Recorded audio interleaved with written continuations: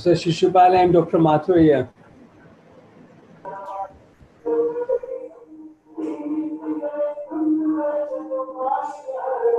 Good morning.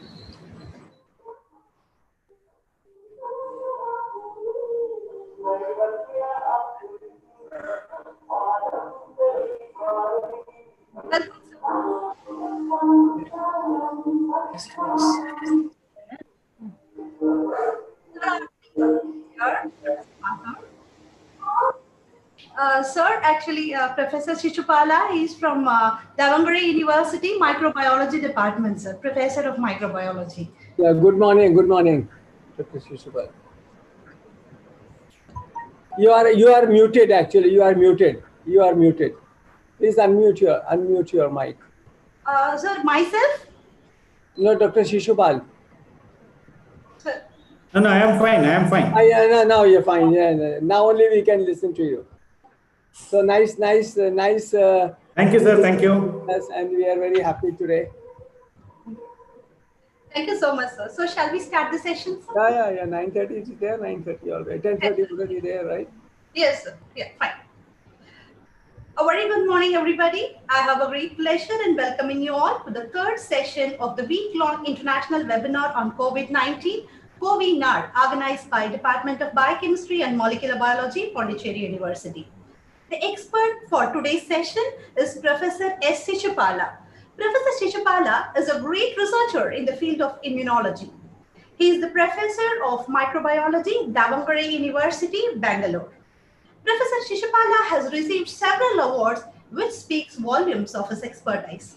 He has received Best Science Faculty Award, Dr. Shom Memorial Lecture Award, Davangere Siri Award, Sadhana Puraskara Best Faculty Award, Pran Ora Award, Lifetime Achievement Award, and many others. He is also the member of expert panels in various prestigious panels, including DRDO.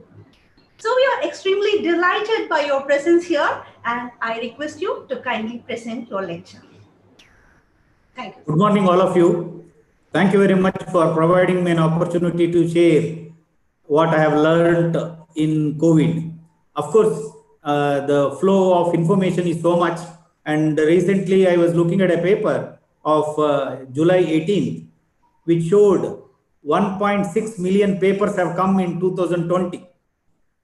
And you have millions of WhatsApp messages giving all sorts of decoctions and things like that. So let us see today how best we can look for immunity. And I also will be touching upon the vaccine strategy.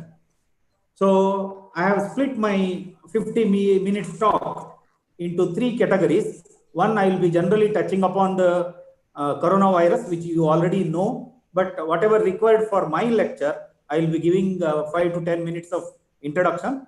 And considering the students' population, I would just touch upon some aspects of immune system, basic aspects for 5 slides or so, and then pick up for how we can strategize for vaccine development or for immunotherapy. I got to know from your webinar series, there is a full lecture on immunotherapy, but I will be just touching upon because it is related to immunity, but the details you will be listening day after. And I take this opportunity to thank. Straight away, I'll go with my slides. I hope I am audible for all of you. If there are any discrepancies, please let me know. Okay. So the topic which I have chosen to discuss today is role of immunity in COVID-19. So everybody is talking about the immune system, and we will look into the immune system, how it is important and what its impact on the new virus which was discovered recently. A perfect world, what we generally expect is you are having very good obedient husband, beautiful wife on the world, and then obedient children and handsome salary, a great comfortable home. All these you perfect world you dream of generally, so that you can be happy and make others happy.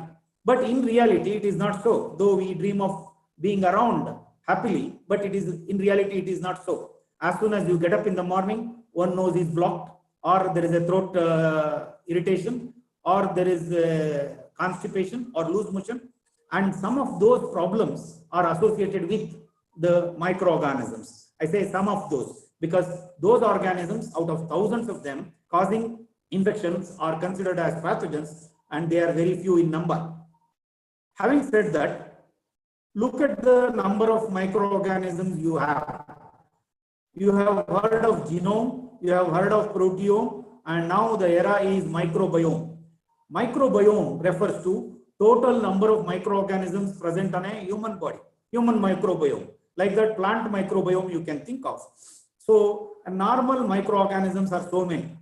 Look at the number and diversity of these species. When we will encounter mother's womb is the best place where there are no microorganisms.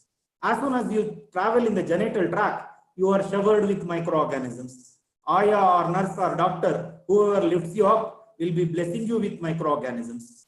The kith and kin, the relatives, come and see, compare the nose for the father, compare the ears for the mother, compare the cheeks for the neighbor. No, driver, no. And they will be contributing for your microbial load. Then, how long they be there? The type of food you eat, the place where you live, the type of water you drink, all will be contributing to improving your normal microbiota, the microbiome. It has been estimated that in the upper respiratory tract, 600 plus species have been noted. On your skin, more than 1,000 species have been noted. In the urinogenital tract, 60 species of organisms have been noted. In the intestine, 500 to 1,000, ranging from different factors influencing it. And stomach, where acid is there, around 25 species. That means you are not alone. Nobody should think that you are alone, saying millions of your friends. I generally consider microorganisms are God. I don't know whether God is there or not, but all the characteristics of the gods are shown by microorganisms. For example, God is there everywhere, microorganisms are there everywhere. God is the one, God exists in different forms, microorganisms.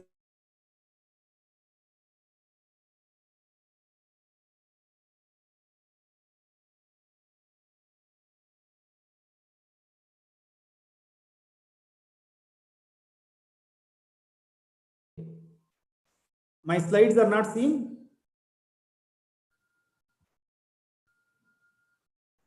So now it's not shared, sir. Okay. Yeah. Yeah. There's also God is there everywhere. Microorganisms are ubiquitous. God exists in different forms. Microorganisms exist in different forms. God is the one who decides how you have to live, when you have to die. Microorganisms are the one who decides how you have to live, when you have to die.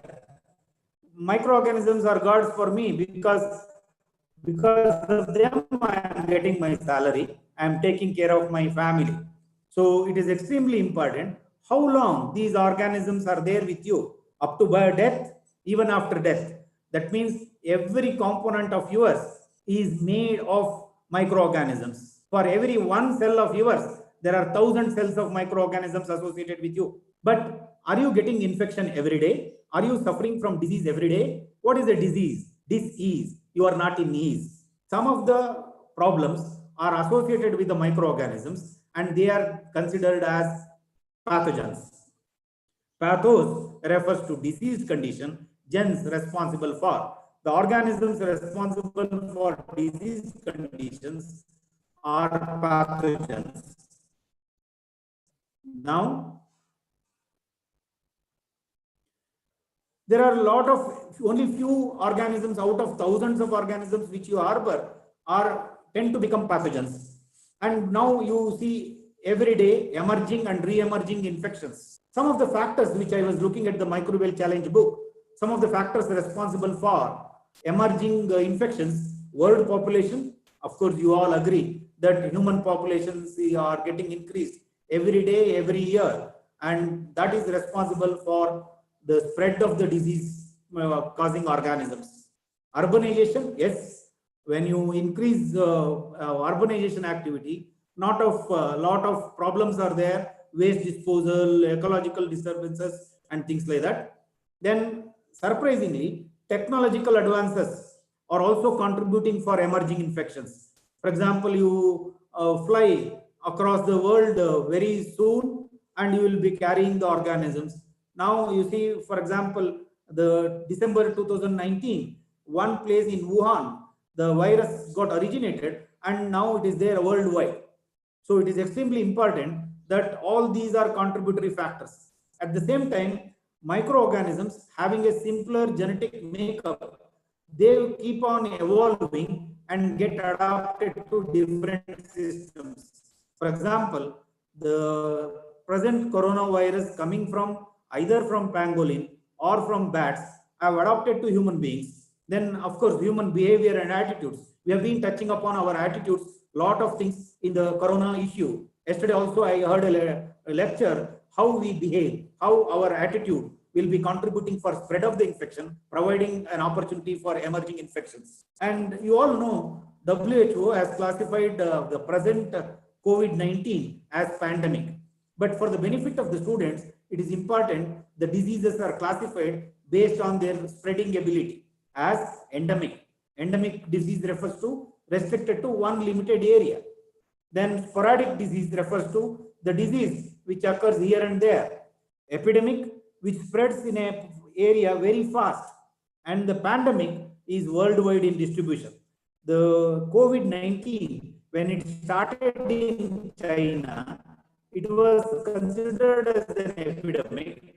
But once it was realized that it is spreading across, WHO declaring of worldwide distribution. Let us take up when we talk about disease, a common cold. Common cold is common, so common. One of the symptoms is the running nose. When we say running nose, this girl has found an alternative method. When we use handkerchief, it gets wet. So she has used a running tissue for running nose. Then the present context, this one is extremely important. The droplets, when you sneeze, the droplets which you push out with a great speed, the great velocity, the small fine mist of the nasal secretions or the saliva getting spread the virus. These are technically referred as droplet nuclei. Droplet nuclei. And this droplet nuclei carries the virus. It is similar in COVID-19, the coronavirus also spreads through droplet nuclei.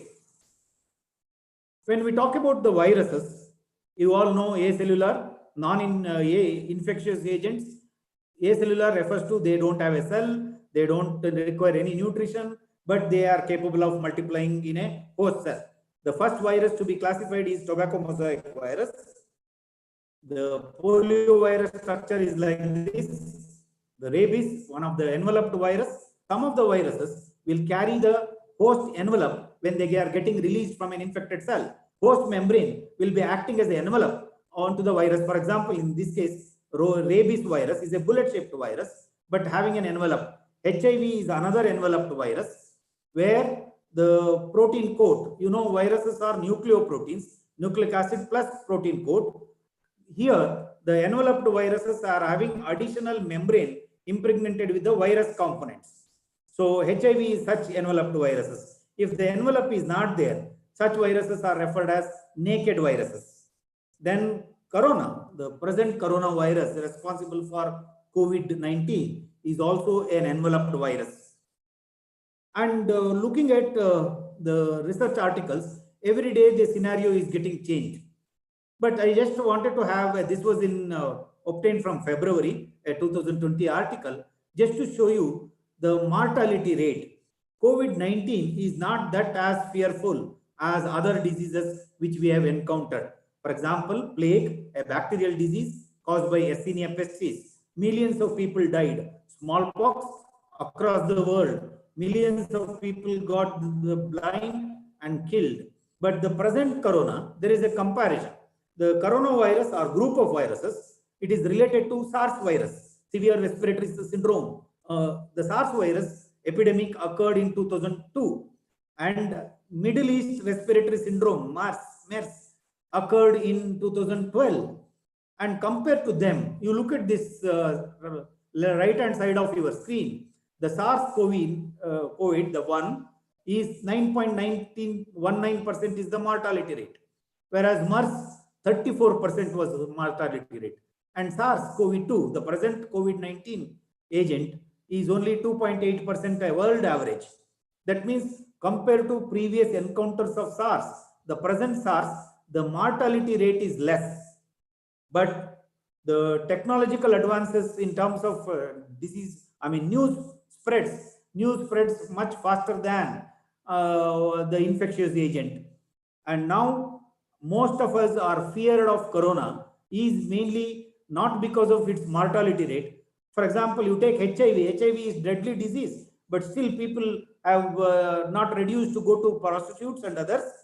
Gonorrhea is another, but the eating pan or chewing all these gutka will cause the oral cancer, but people have not much feared about it. But look at the SARS-CoV-2 responsible for COVID-19 is only 2.8% a world scenario. So compared to other SARS diseases, the present SARS virus is in its mortality rate, it is not that virulent, but yes, it is in its spreading capacity. It is much more than the other two. That's why it resulted in a pandemic. What corona disease is COVID-19? It's a new virus discovered in December 2019 in Wuhan, China. The most of the people infected with COVID virus experience mild or moderate respiratory illness. The older people with chronic diabetic or respiratory problems may have additional problems of including death. Then the coronavirus causing illness ranging from common cold to severe diseases. They are enveloped viruses, positive single-stranded RNA. Positive single-stranded RNA refers to it is a RNA virus, single-stranded RNA. The RNA will be directly able to act as mRNA when it enters into the cell. Required proteins can get produced. They are capable of infecting humans and other animals. But coronavirus is the present one is not a new one. Coronavirus responsible for respiratory illness was discovered in 1966 itself by Terrell and Boyne and isolated from an infected patient who was suffering from common cold. Common cold is caused by rhinoviruses, but the symptoms are similar even in case of corona. So, but it did not get the importance until 2019 because it was a mild one. The genome size varies from 26 kilobases to 32 kilobases. There are 4 subfamilies, alpha, beta, gamma, and delta. Alpha, beta are originated in mammals like bats. Gamma and delta are originated from pigs and birds. The 7 subtypes of coronavirus infecting humans have been identified. And the SARS-CoV-2 is the beta coronavirus closely related to SARS, severe acute respiratory syndrome, which was discovered as an epidemic in 2002. The genome size, I said, what is interesting here? What is interesting for a molecular biologist is there have been detected 116 mutations in the present coronavirus in comparison to others. Out of 116 mutations, 3 of them, one at the position 8782, the nucleotide change, at the position 28,144 and 29,095. In these positions, the gene altered because of single nucleotide polymorphism responsible for getting the virulence and ability to spread across the human beings, ability to spread much faster. So out of 116 mutations, these 3 were considered as very significant. And they all enter through angiotensin converting enzyme receptor present in our upper respiratory tract, including lung cells. Now, ACE2 receptors have also been detected in many other tissues of the human beings. And every day, so many papers are coming about the virus. Important here, the coronavirus has got an envelope.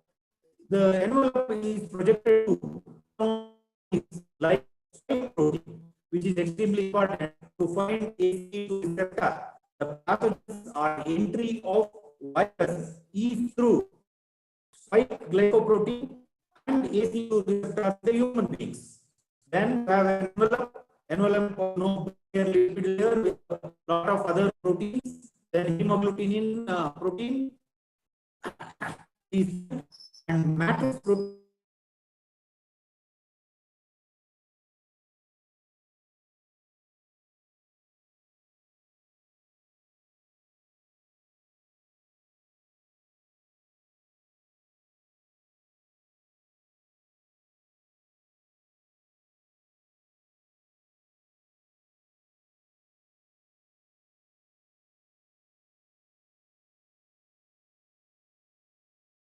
I think there is some connection problem from the presenter's end. I will just contact him and then we'll restart the session soon. 1 minute.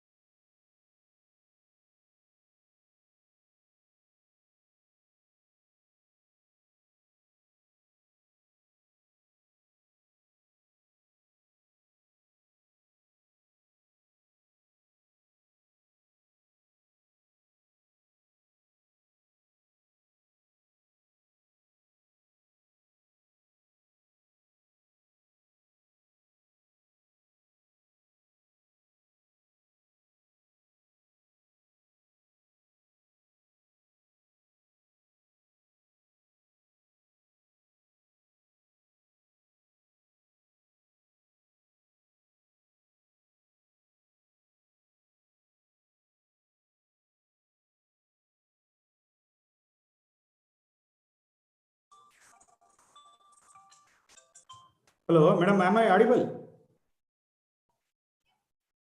Yeah, you have unmuted me. Hello, okay. Yes, sir. You are audible, sir. You can. Yeah, sorry for the technical problem there. So let us continue. The structure is extremely important here. As you can make out of the envelope, the viral protein gets projected as spike protein, which is responsible for recognizing the ACE2 receptor in the human cells. Other than spike glycoprotein, you have matrix protein, envelope protein, nucleocapsid protein are also present.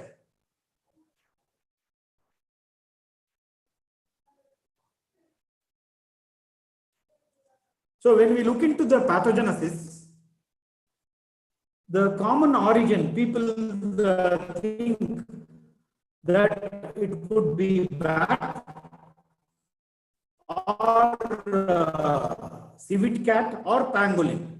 What was important that the virus is isolated from bats and swine and civet cat. What is important, coronavirus is known to occur in different animals and all of them are not similar. For example, bat coronavirus ACE2 binding capacity is there, angiotensin converting enzyme receptor.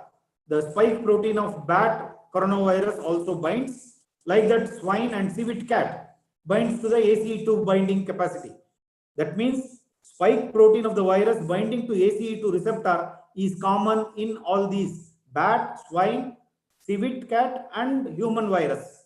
But it is not there in mouse coronavirus. It is an extremely important aspect to look into the host specificity and phylogenetic relationship of the virus. Then I was looking at one of the latest papers where the clarity of making things, how the pathogenesis takes place. The viral protein binds to the ACE2 receptor and ending up with the entry into the, by fusing with the membrane and uncoating. You all know the virus process will be resulting in the positive strand RNA getting released. The positive strand RNA can directly act as an mRNA, start synthesizing the viral requirement, including the RNA polymerase. And once the RNA polymerase is there, replication of the virus will occur. A positive strand gets converted into negative strand will become a template strand for synthesizing viral RNA. The number of proteins, including spike protein, envelope protein, matrix protein, all that gets synthesized because of the viral genes located in the RNA, and self-assembly process will be there, and exocytosis will be releasing the virus outside along with the host membrane. So this part of the life cycle is extremely important in order to prevent the viral multiplication. Interestingly, when they were working out with the COVID-2 genomes, a phylogenetic analysis published in PNAS paper provided additional information about the organization of the genome. For example, type A, which is originated in Wuhan, resembling Wuhan virus, the first one, but type V variation in the coronavirus were found because of the certain mutations, and it is considered as a different strain. Then type C is a additional virus strain developed over a period of time. One important thing for all of you to remember is that it is an RNA virus. RNA polymerase enzyme required for replication of the RNA virus is coded by the virus only, and RNA polymerase is error prone.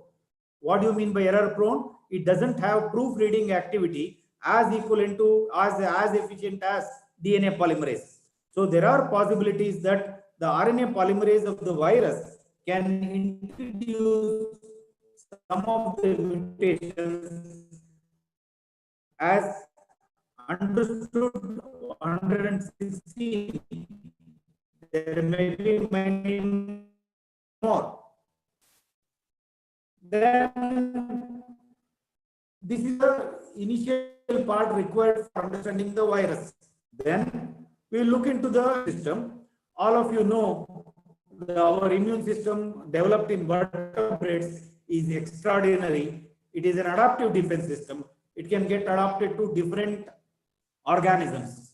Then it has evolved in vertebrates to fight against pathogenic organisms and also against cancer.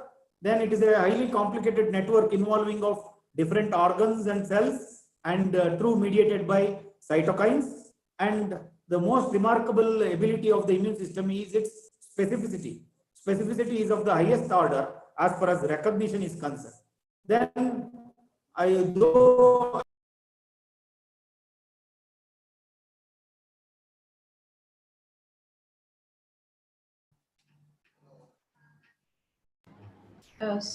sorry participants, I think there is again a technical difficulty. I will just contact him and then we will get back.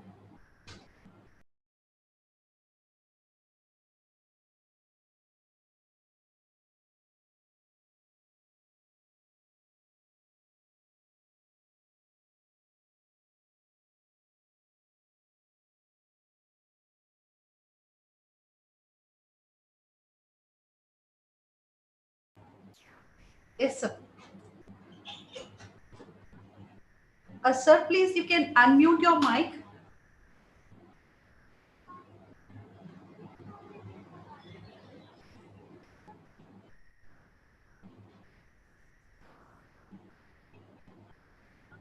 Okay. Yes.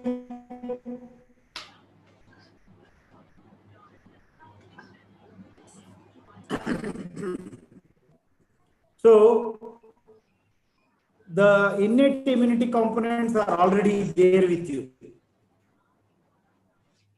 And the what we are generally talking about in immunity boosters, all will be projecting you to non-specifically have a good immunity. But what is one of these diseases or specific immunity you need to acquire in your lifetime?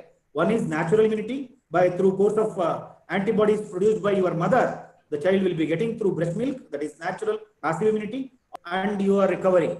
For example, common cold, more than 300 strains have been identified which infects you. Since they are not highly pathogenic, they will cause symptoms and you will recover. But the same virus will not be able to infect you again. You are naturally getting infected by organisms and your immunity is activated. The other component is artificial. Artificial passive immunity example is antivenom providing.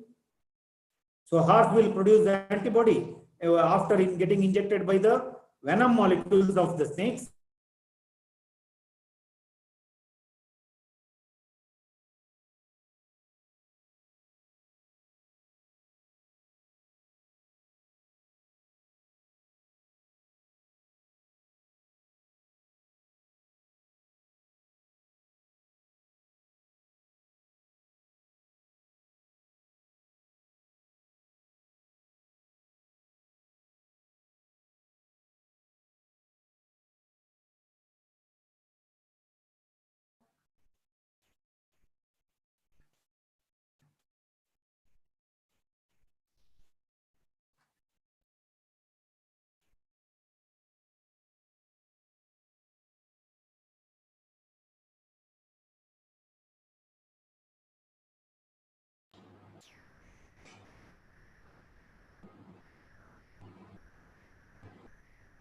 Sir, are you there? Uh, can you please unmute your mic, sir? Okay. Yes, sir. So, but what is, what is most important is what we are talking about is the herd immunity. Herd immunity is the group. So, as a group, how you can protect yourself?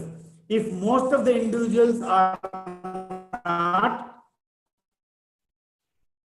infected or not carrying the virus, or they are vaccinated, where they would have got the immunity, then only few people, for example, if 95% of us are not infected, then there is a less chance for the other 5 to get the immunity. This is called herd immunity. That's what we are planning to have now. But at the present moment, with respect to COVID-19, there is no herd immunity available because most of the individuals are not yet infected and they have not yet developed. So the other alternative is to prevent he is not getting exposed.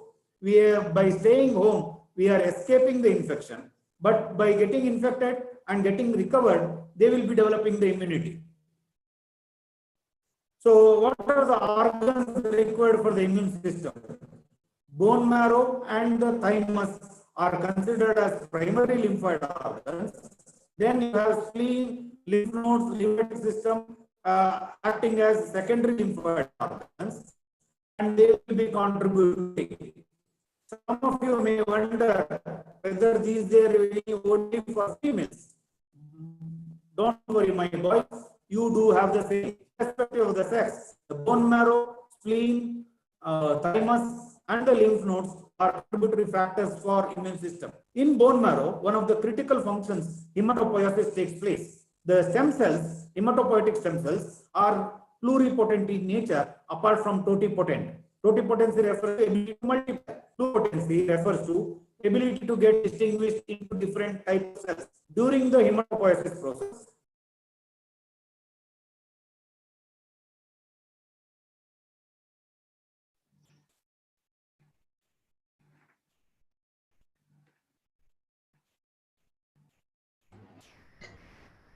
Again, I think there is a technical problem. The internet connectivity problem is there from the presenter's side. We will wait for him. But in the meanwhile, I would also like to tell you that he has shared some of his papers, and I would be sending you in the link after this session. Yeah, he has come back. We'll start again. Yeah.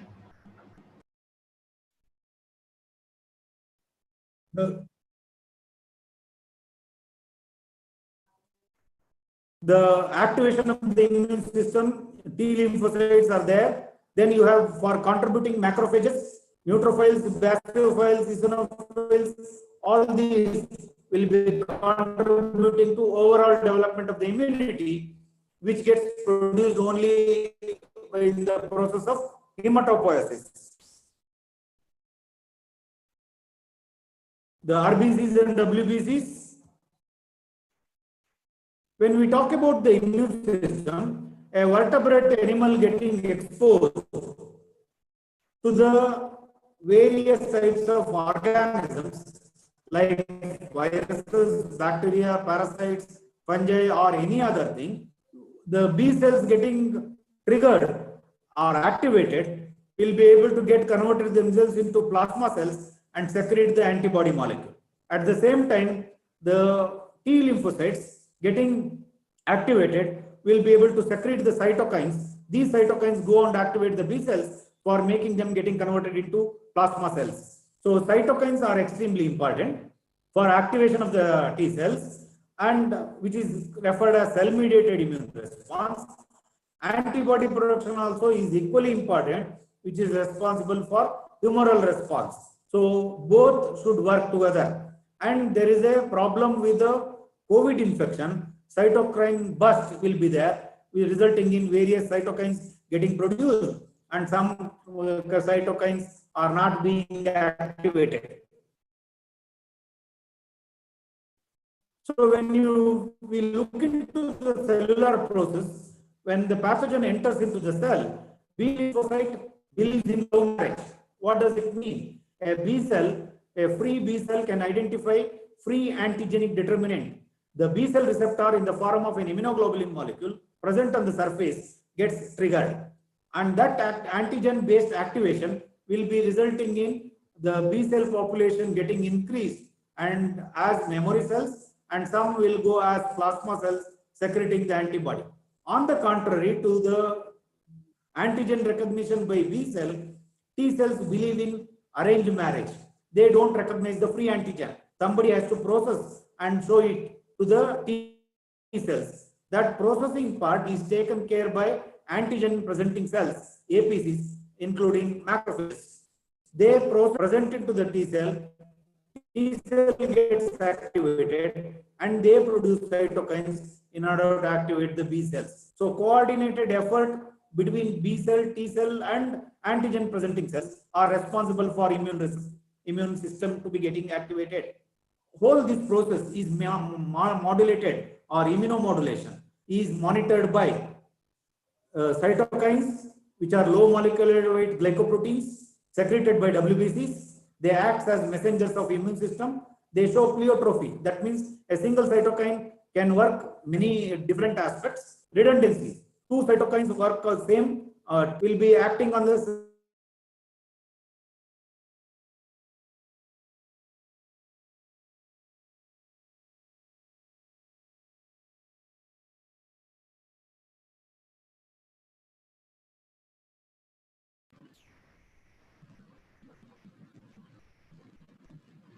dear participants. I think there is again a problem. Please note down. We can get back to you.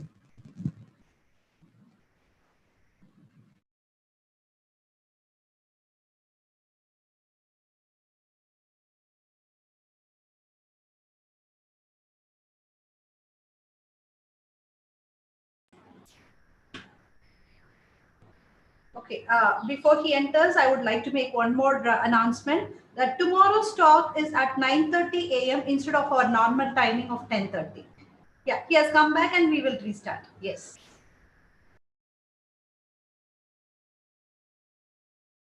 Please unmute your mic, sir. Professor? So, Professor, your mic is muted. Thank you, sir. Hello. Yes, sir. Now, yes. There is one request for all the participants. Yeah. Yeah. Please make an announcement for 1 minute for participants to make their video off, so that by bandwidth, if all of them are putting their video on, bandwidth and signal strength gets reduced. Definitely, sir. I have given a request in the chat also. Yeah. But most of them are having their video on. Yeah. Dear participants, I hope you have heard the professor. Please unmute your camera. Mute your camera. Thank you so much.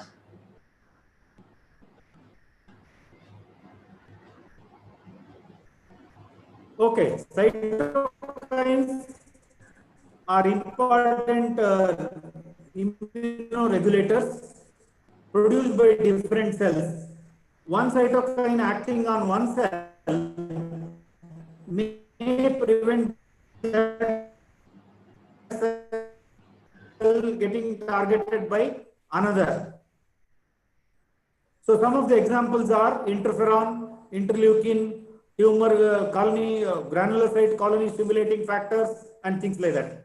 When macrophages engulf the virus or the bacterium by phagocytosis, what exactly will happen when the immune system recognizes a foreign particle into the blood? So here, as you can see, macrophages are surveying in the blood, looking for any foreign particles entering into the blood stream. And as soon as they recognize a virus or a bacterium, they engulf them by phagocytosis. Such macrophages release certain cytokines. These cytokines will go and activate other cells in the immune system, making the overall immunity possible. What will happen inside the phagocytic cell? The phagocytic cell will be engulfing the virus and getting the phagosome gets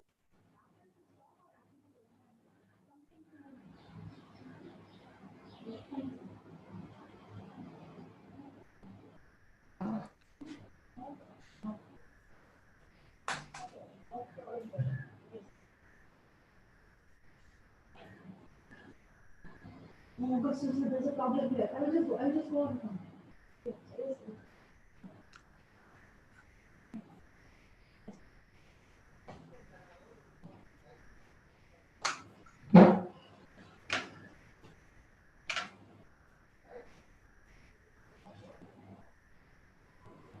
Hello. Yes, sir. We can hear you. Such MHC. Yes. Yeah. Yes. MHC and antigen combination will be projected outside the cell, making it an antigen presenting cell. This MHC antigen complex will be recognized by the T cells. So what does it mean? If any infection is there, antigen presenting cell will catch hold of an infectious agent, show it to the TH cell. TH cell will trigger the B cells. B cells will be able to produce the antibody molecules, which will be killing. But what exactly is happening here? Random genetic rearrangement taking place in the B cells and T cells during the maturity will be allowing them to have thousands of infectious agents identified. People may say that you need to get vaccinated. But believe me, you already have a B cell recognizing Ebola, recognizing COVID-2, recognizing COVID.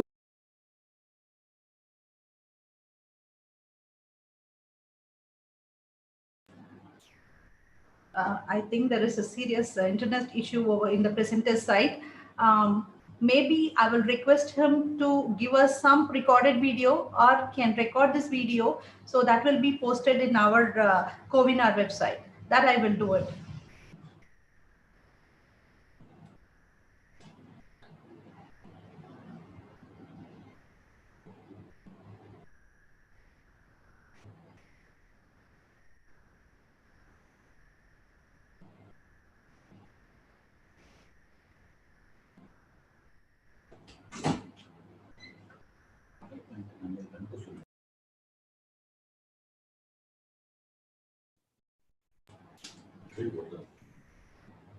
So these infections,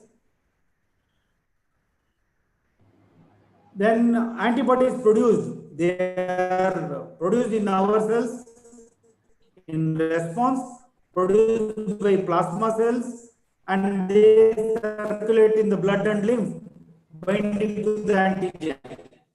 The serum or the plasma will be having the antibodies. Plasma is the liquid portion of blood without clotting factors. Serum is without clotting factors. After the blood gets clotted, what you collect is the serum, and it will be having the antibodies. And antibodies are of highest specific order. You know the structure of the antibody. The immunoglobulin molecules have got several functions in the immunity. One which is important here is got when they bind to the virus, they neutralize the virus. Viral neutralization. This is an important aspect which people are looking at with respect to COVID-19. So vaccination or plasma therapy is being envisaged as a strategy for COVID. So common vaccines, whole organisms have been used in case of the earlier bacteria and virus particles like hepatitis, measles, polio. In all these cases, whole organisms, whole virus particles have been used. Then purified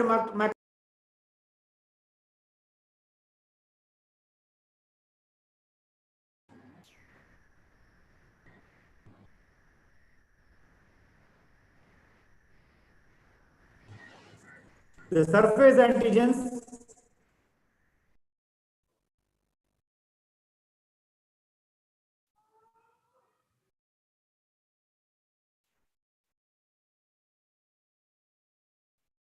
hepatitis B surface antigen have been already used. So various vaccines are available. When various vaccines are available, they have been produced in different ways. For example, against smallpox in 1798, Edward Jenner used it by using cowpox, a related animal virus. Rabies, chemical attenuation. BCG vaccine, which was developed by growing the organism in an unnatural condition. Poliovirus, by growing in monkey kidney cells. All these are earlier used vaccine strategies. DNA vaccines are available. Multiple immunostimulatory complexes are also available. Am I audible? Yes, sir. Yes, sir, you're audible.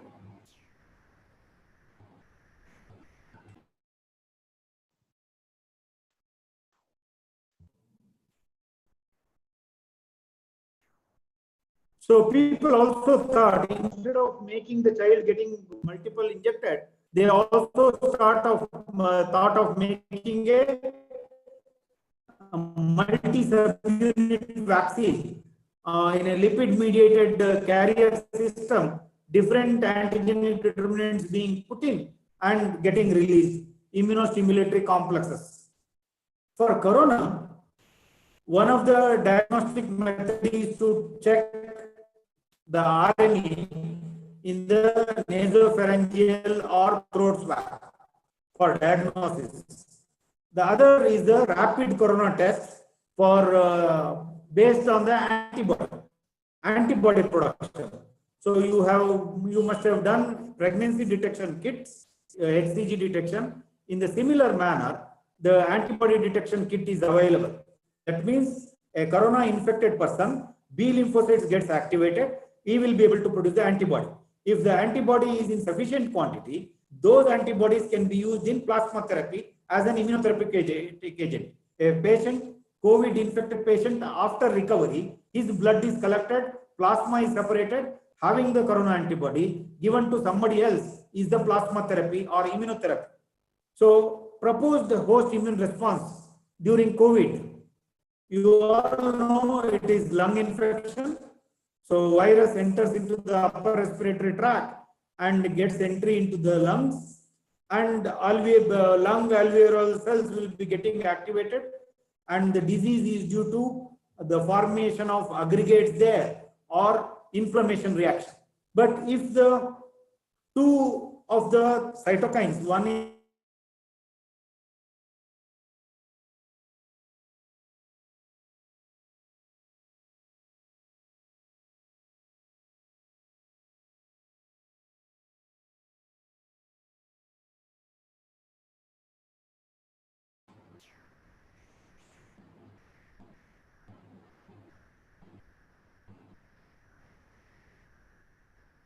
Yes, I know there was a request from the participants that they wanted the PowerPoint slide at least. I would request the speaker.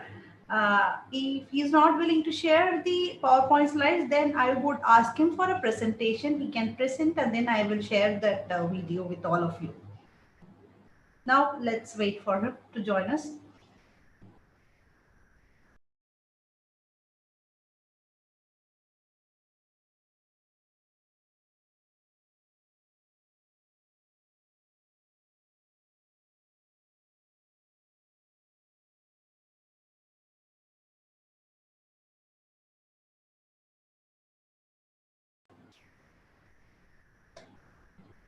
In the meantime, may I request Dr. Sudharani ma'am to give her input on immunity or immune boosting thing, because I know that you are also, oh, I think sir has written, so let's wait for him.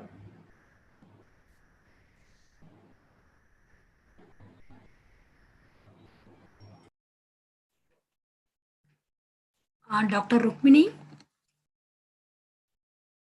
Madam, please. Yes. Yes, sir. Please, you can continue, sir. Yeah.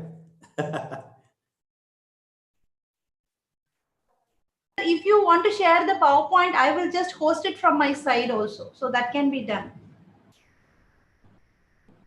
No, it is not with you, no, right? Yes, sir.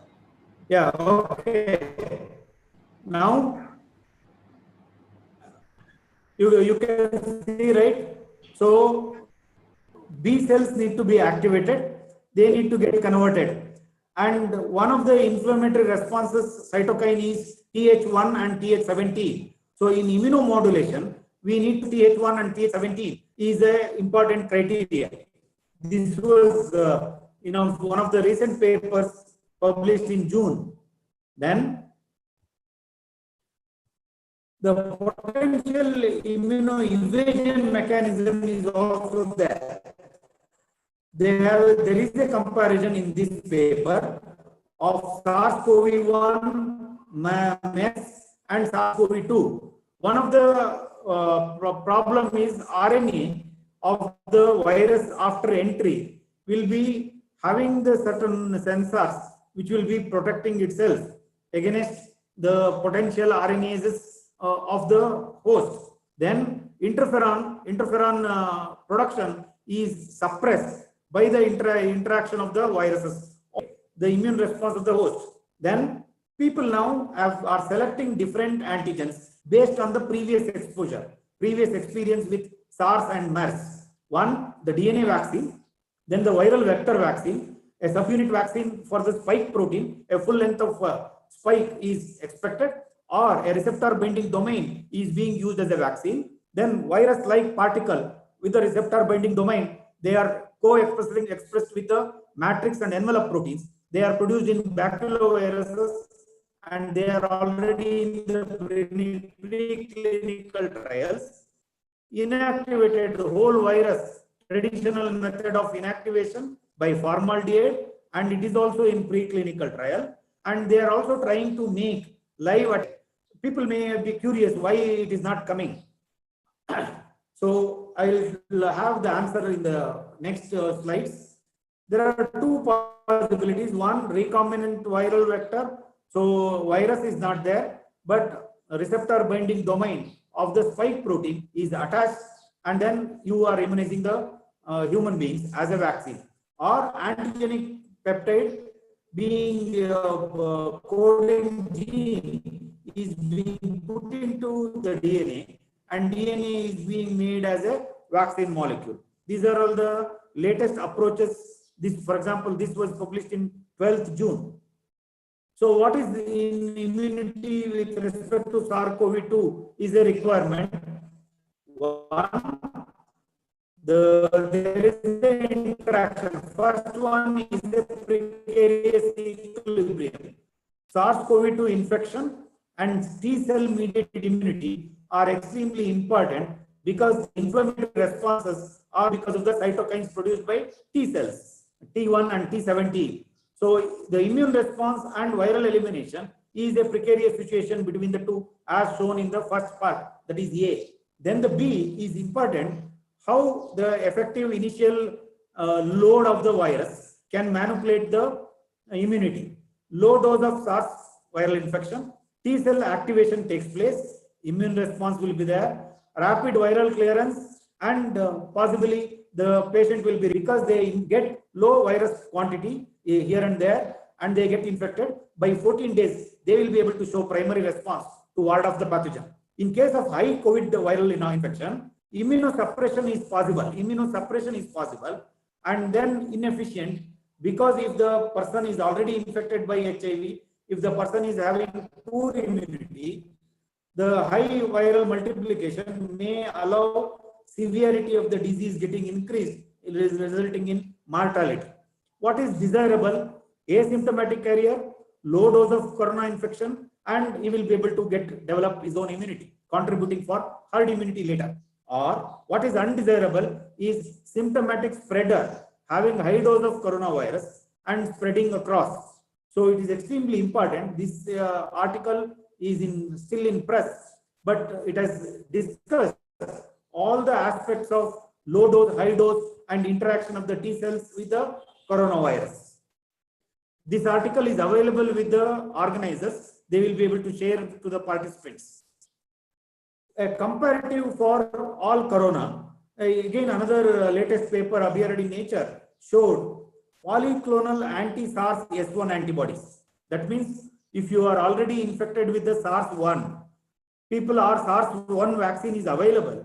If those are not preventing COVID-2, that means there is a definite mutation in the spike protein. The antibodies are inhibiting SARS-CoV-1 but not SARS-CoV-2. So that means the vaccine available for SARS or MERS doesn't work for COVID-19.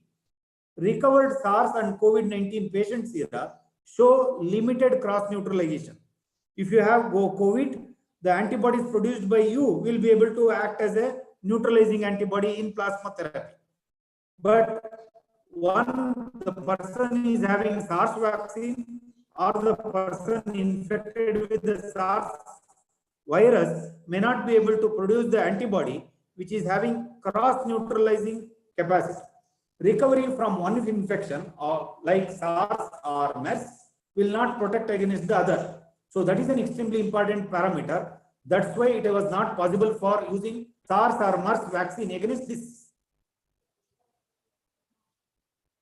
So when we looked into the ACE2 receptor, people are actually looking for the antibody molecule which can prevent the spike protein. The antibody molecule either produced by you or given by others like plasma therapy will be able to prevent the spike protein and inhibiting the receptor binding of the virus, and hence there is no entry. Otherwise, if we don't prevent, there will be entry and successful pathogenesis, and in a few cases it may result in death also. So what was possible is to make antibody bind to the virus. Antibody produced by ourselves or antibody produced by others.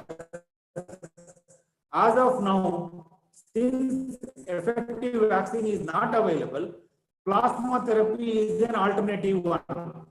There are many attempts for drug development which takes its own course of time. So antibody neutralization is the best method to overcome the corona infection.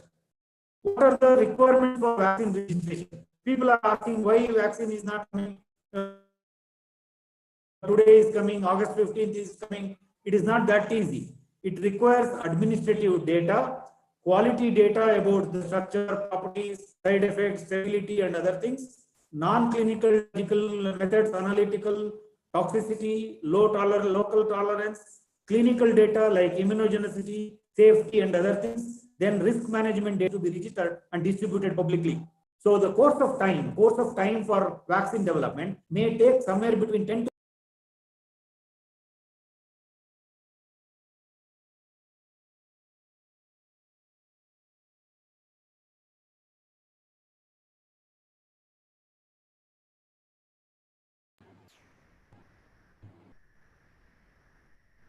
I think he'll join back in a few seconds. We'll just wait.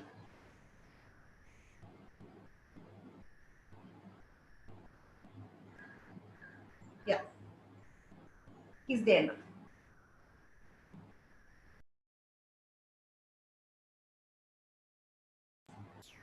Sir, your mic is muted, sir.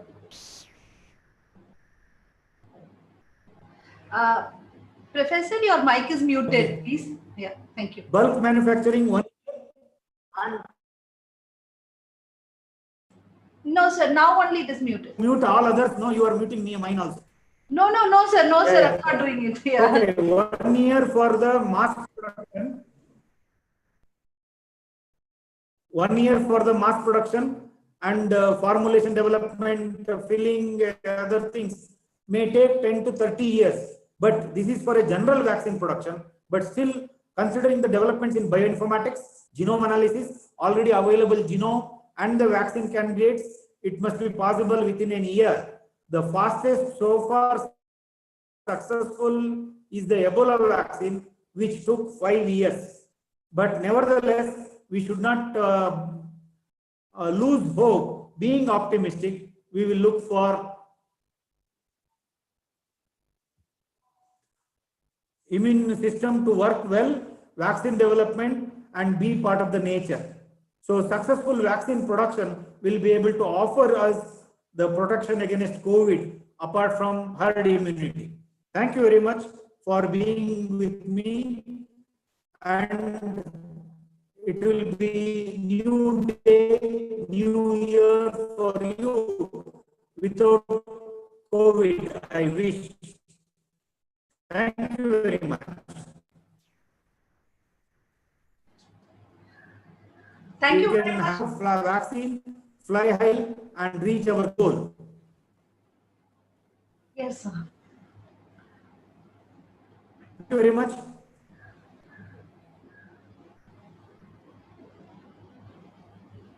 Hello. Yes, sir. Yes, sir. If there are any questions, if the organizers permit, I will be able to take up. Definitely, sir. Thank you very much for this informative session. Yeah. Thank you. Thank you, sir. Now the session is open for discussion. I request Dr. S. Sudharani to moderate this question answer session. And participant can post your questions in the chat box. Thank you, Dr. Rukmini. Thank you very much, sir. Very informative session. I think the participants would have benefited from the load of information that you have given regarding the coronavirus infection as well as the immune responses against that infection. Thank you, sir. There are a lot of questions.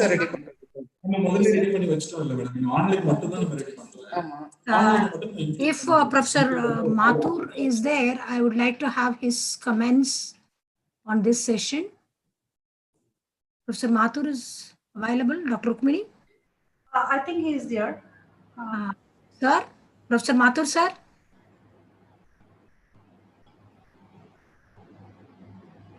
Yeah, maybe we can ask. Your mic, yeah. Sir? Hello. Yes, sir. Sir, you can share your views. Hello, sir.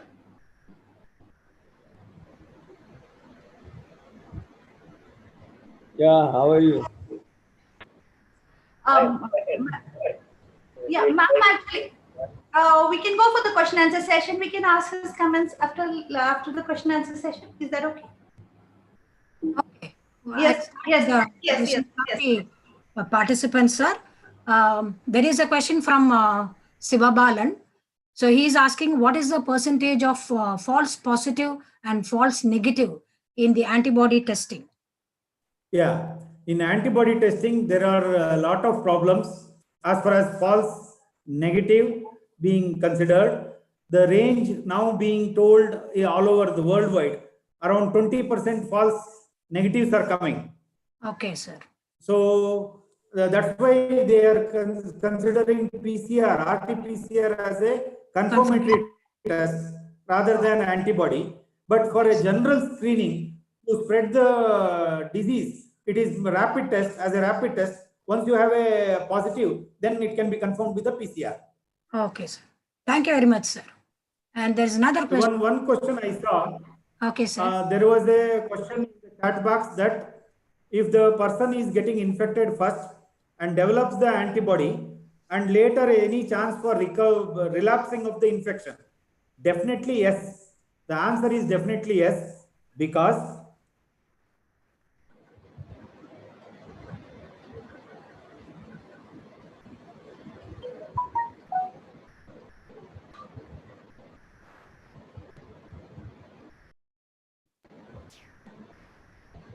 The connectivity is lost, I believe. Actually, Sudhagani, I am in some other meeting, so don't call me anytime, okay?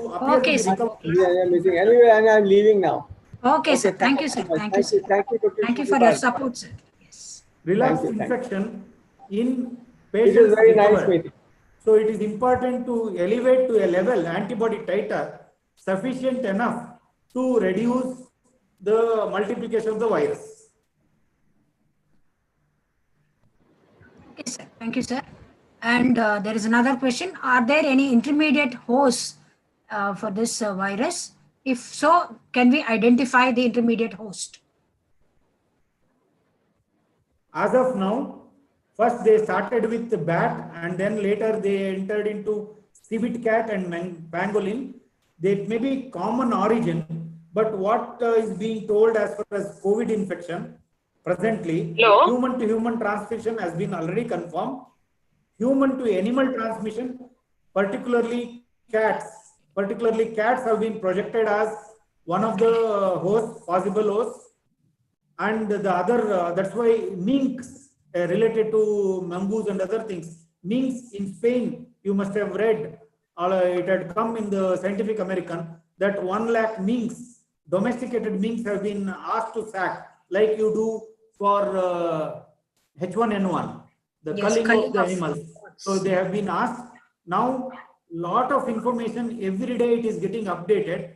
The mutation rate appears to be not as high, but more than the normal. So quite possible that it goes to other intermediary hosts.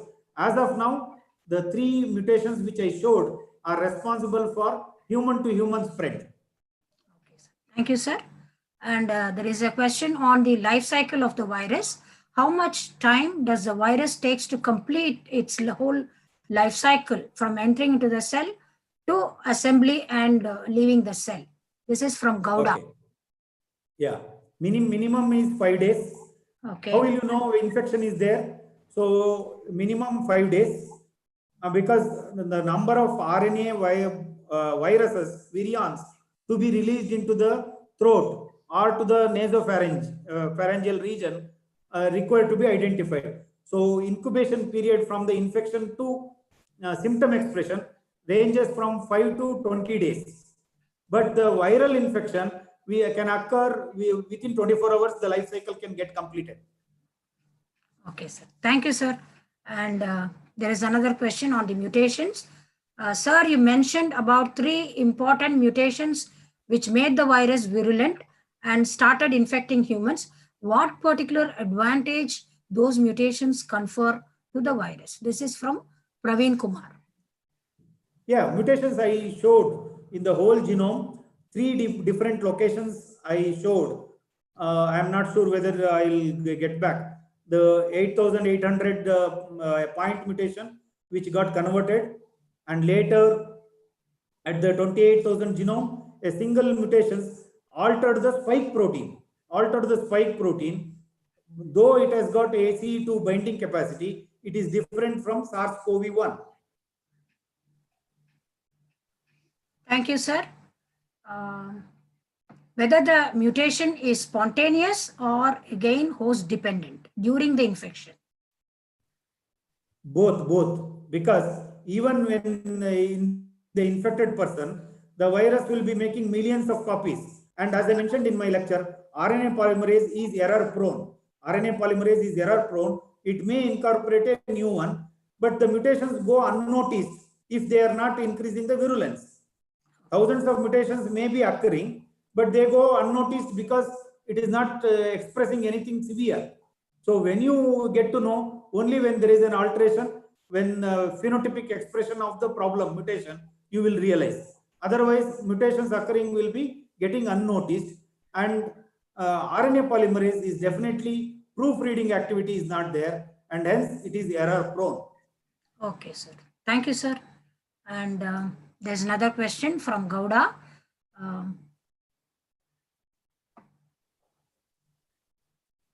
The person who was infected with the coronavirus and then cured, is there chances for the second time infection? That was you answered, I believe.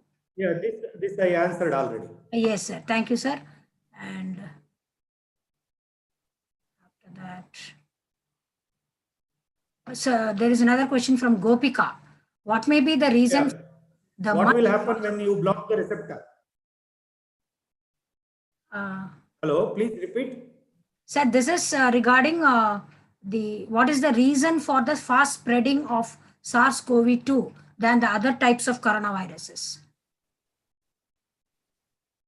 Fast spreading of COVID-2. I did mention identified is 164 mutations. Identified. Once there are components of the virus, identified mutations only so many. So the 3 mutations responsible for spreading across from one to another. Okay. Okay, sir. Thank you. And from Lakshmi, there is a question. There are study reports stating that the antibodies developed in individuals after infection will be available in the body only for few months, and the possibility for long-term immunization in infected person is low. So in this case, what will be the role of herd immunity? Yeah, it is a very interesting phenomena. In most of the cases, even in earlier, whatever the vaccine you take, it not necessarily be lifelong. So antigenic conformation and the level of induction process will be dependent. In any case, in every case of antibody, the antibody titer will be coming down over a period of time. For example, IgG group of antibodies which are protective, the half-life period is 28 days. So even in other cases, the antibody concentration will be coming down. But in case of herd immunity, if you are getting repeatedly infected, the titer of the booster injections will be there. The titer keeps on getting increased. So, or they need to formulate the vaccine to give multiple doses. Yes. Maybe once in 6 months or once in a year, depending on the type of antigenic stimulus the vaccine can induce. For example, you have been noticed up to 15 years of your age, you have been given TT vaccines, tetanus toxoid. Even during pregnancy, tetanus vaccine is given. Like that, as and when required, you need to administer the booster dose. Booster dose. Okay, sir. Because this is short-lived immunity. Yes. Okay, sir. And another question from Prachi. Do cytokines released by all cells, or it is specifically by the TH cells in the COVID infection? Cytokines of cytokines. See, cytokines are the general group of chemicals which may get induced depending on the type of antigenic stimulus. Here, the T1 and T17 cytokines produced by T cells are responsible for lung inflammation. The severity of the lung inflammation is dependent on the cytokines. See, there is a cytokine storm, they say. Compared to normal infection, in case of COVID infection, cytokine storm is there, responsible for lung inflammation and follicle formation. And hence the respiratory difficulty is there. So, definitely, cytokines are specific. Their activation is also specific. In this case, 2 cytokines numbered as TH1 and TH70 are responsible for lung alveolar inflammation reaction. So, generally, there are many cytokines produced. Hundreds of cytokines are there. But the coronavirus will reduces the expression of interferon, and hence it continues to infect. Whereas in case of common cold, we have sufficient quantity of the interferon plus the antibody. Okay. So the pathogenicity in case of the corona infection in the lung may be due to the inflammatory reaction also, isn't it, sir? Fibrosis. Yes. Thank you, sir. Yes. Okay. There is another question how does the proofreading mechanism of virus or RIG1 account for mutation? This is from Selva. Okay. This is a really one important basic question. In case of cell multiplication, DNA replication has to occur. DNA polymerase, you know, DNA replication is a semi-conservative mode. You need to have a template, then new strand gets synthesized. So template to new strand getting synthesized, DNA polymerase will be incorporating a component complementary to the template strand.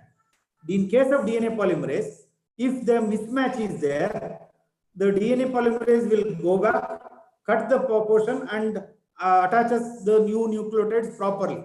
Whereas in case of RNA, you have a positive strand, you will get a negative strand because of the RNA polymerase activity. And if there is a wrongly incorporated nucleotide, that negative strand will act as a template for the next positive strand. So that gets multiplied. So RNA polymerase cannot identify a misincorporated nucleotide in the viral genome. So that positive strand gets converted into negative strand. This negative strand will act as a template for the further multiplication, and hence the new mutations gets carried away to the next generation of the virus. Okay, sir. Thank you, sir. And there is a general question from Hema Malini.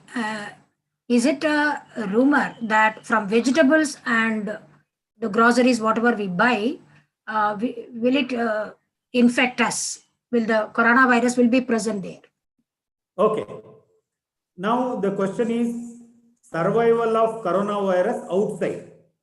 For example, rhinoviruses can stay for 3 days on inanimate objects like table or chair or switch or whatever. The coronavirus can stay from 2 to 6 hours. One of the reports says 2 to 6 hours on inanimate objects. By that time, it should get an entry. So definitely any material, not necessarily be vegetable or grocery, any material, a bottle having the virus can stay for up to 6 hours.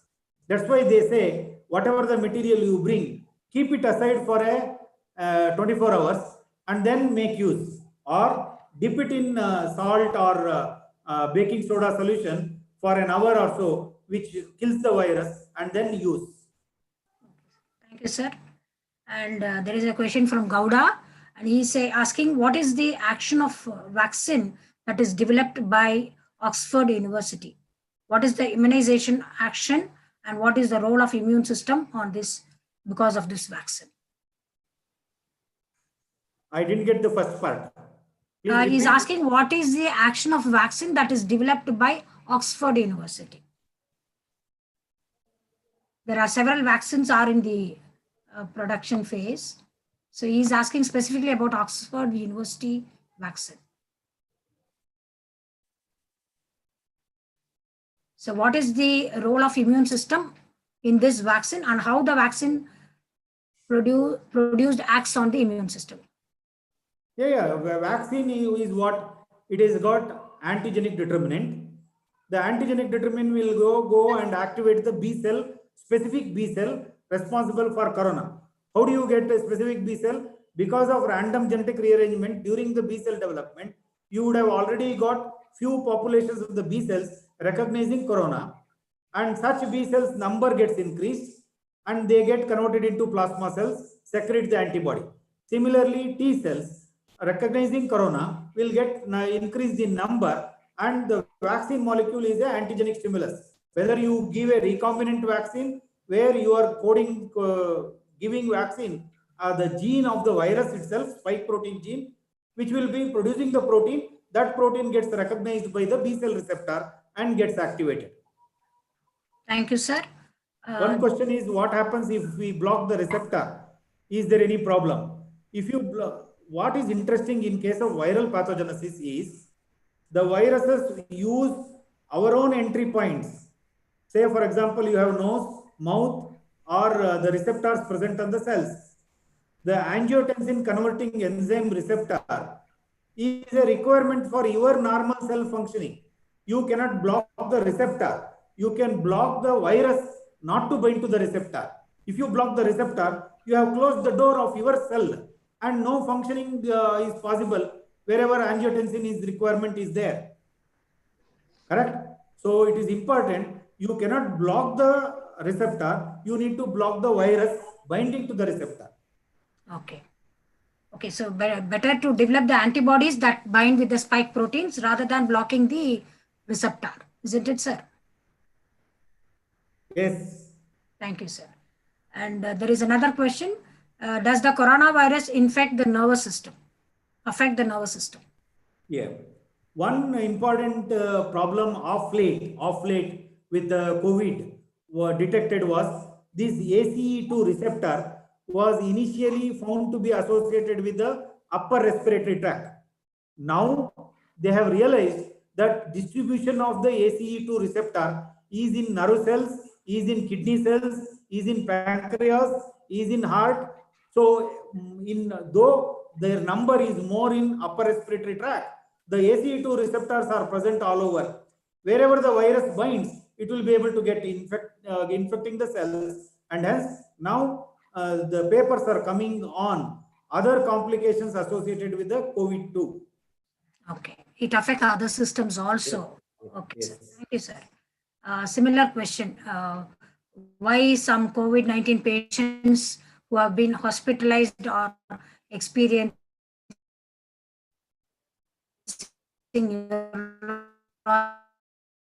Are experiencing neurological disorders?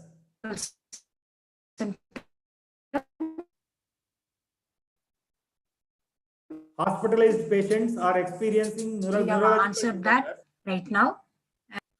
Yes. Yeah, right. So, Yeah, yes, sir. neurological Yes, sir. disorders. That's what. They are in an, it is of more of psychological rather than virus induced, because they are amongst the COVID positive only amongst them, and they will be discussing whether they will be there or not there, whether they are going to be killed or not killed.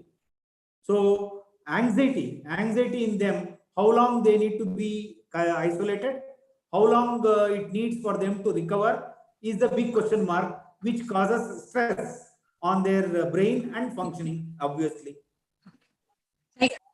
Yes, sir. Psychological fear also affects the patients. Yes. Yes, definitely. Affects the immune system also. So can we? There is another question. Okay. Yeah, can we end the session? One more question. We can take it because. Okay. Yes. Okay. There is what are the chances of asymptomatic persons infecting others? Definitely asymptomatic means he has got a viral infection, not showing the symptoms because of his powerful immunity. That doesn't mean that he is not allowing the virus to multiply at all. So asymptomatic carriers can also spread across the virus.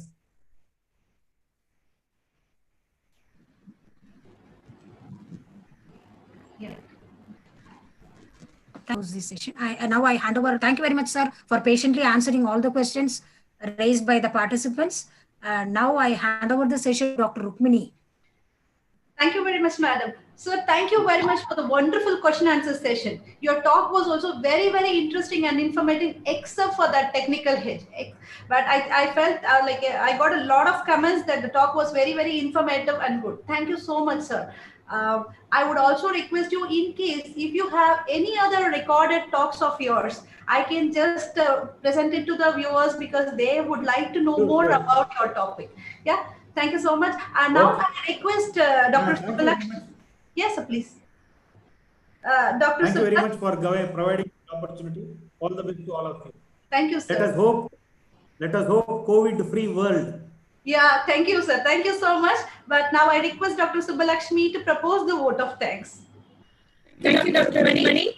Dear participants, on behalf of the organizing committee of webinar, I express my sincere thanks to Dr. Trishala for the excellent talk on the role of immunity in COVID-19. We got an in-depth coverage on the cellular process of immune response and learned interesting points about herd immunity, vaccines, and adaptive therapy for COVID infection. I'm sure the participants would have benefited by your wonderful talk.